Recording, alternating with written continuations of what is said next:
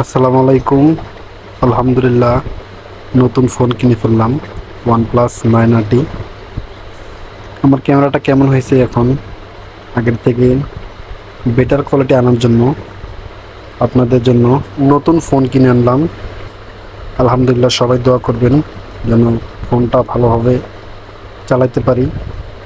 আর সবাই বলেন, কমেন্ট বক্সে বলেন যে এটা কোন জায়গা হতে পারে, ঢাকার এটা কোন জায়গা হতে পারে। সবাই কমেন্ট বক্সে বলবেন এটা কোন জায়গা হতে পারে ঢাকার, এটা আপনারা নিচে কমেন্ট বক্সে লিখে দেবেন।